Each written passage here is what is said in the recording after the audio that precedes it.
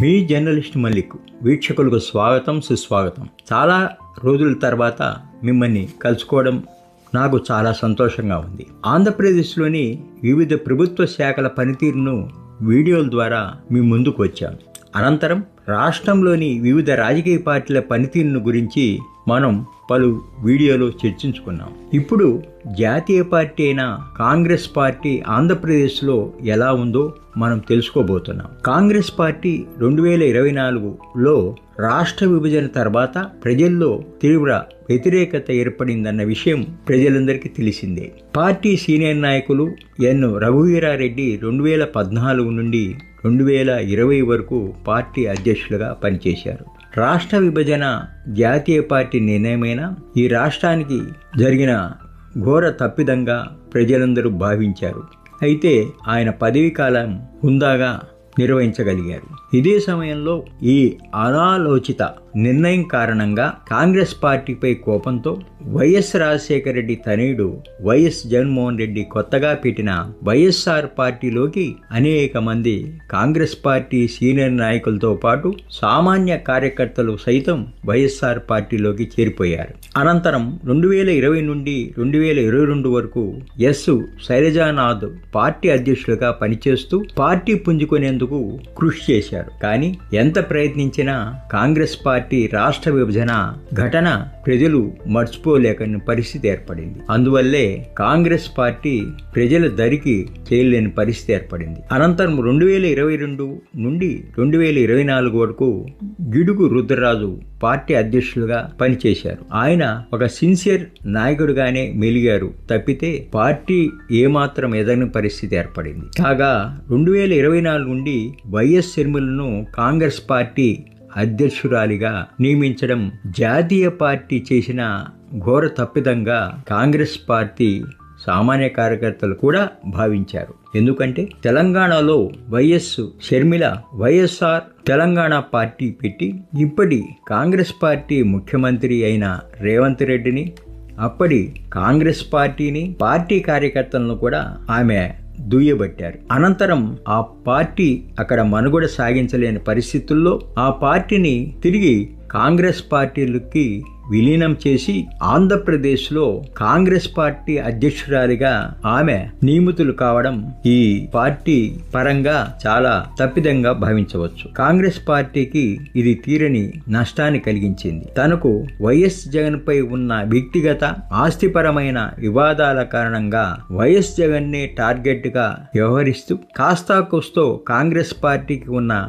సాంప్రదాయ ఓటు బ్యాంకుని కూడా ఆమె పోగొట్టగలిగారు. రాష్ట్ర అధ్యక్షురాలిగా ఉన్న ఆమె నాయకత్వంలో సీనియర్ కాంగ్రెస్ పార్టీ నాయకులు ఎవరూ పని చేయడానికి సిద్ధంగా లేరు. పలువురు కాంగ్రెస్ పార్టీ నాయకులు ఆమె వ్యవహార శైలికి ఇతర పార్టీలో కూడా చేరడం జరిగింది. షర్మిల పనితీరు, మాట తీరు నచ్చని అనేక మంది కాంగ్రెస్ పార్టీలో ఉన్నారు. అంటే ఉన్నామంటే ఉన్నామనే తప్ప తీరులో ఇంకా కొంతమంది కొనసాగుతున్నారే తప్ప చురుకుగా పార్టీ కార్యక్రమాలు ఏమీ చేయడం లేదు. షర్మిల రాష్ట్ర అధ్యక్షురాలిగా పిలుపునిచ్చిన ఏ కార్యక్రమం కూడా రాష్ట్ర వ్యాప్తంగా జరిగి విజయవంతమైన కార్యక్రమాలంటూ ఏమీ లేవనే చెప్పవచ్చు. ఆమె పనితీరుకు, మాట తీరు, వ్యవహార శైలి పార్టీలోని వారికి నచ్చడం పరిస్థితి ఏర్పడింది. అయితే ఆమె మాత్రం తనకు తాను ఏదో ఒక కార్యక్రమం రూపొందించుకొని తనతో కలిసి వచ్చిన వారితో చిన్న చిన్న కార్యక్రమాలు పెట్టి మామ అనిపించేలా చేసుకుంటూ పోతున్నారు. ఈ రాష్ట్రంలో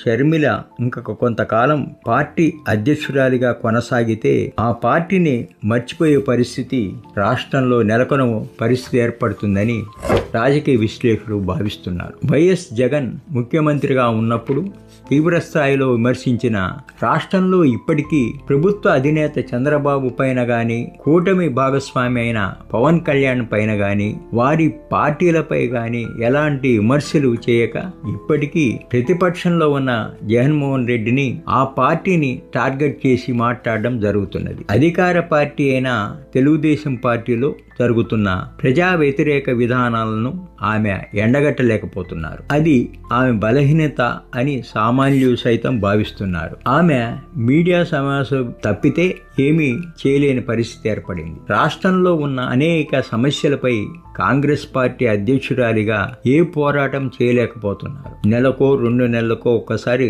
ప్రెస్ మీట్లు తప్ప పార్టీ అభివృద్ధికి తగు ప్రణాళికలు ఆమె వద్ద లేవు.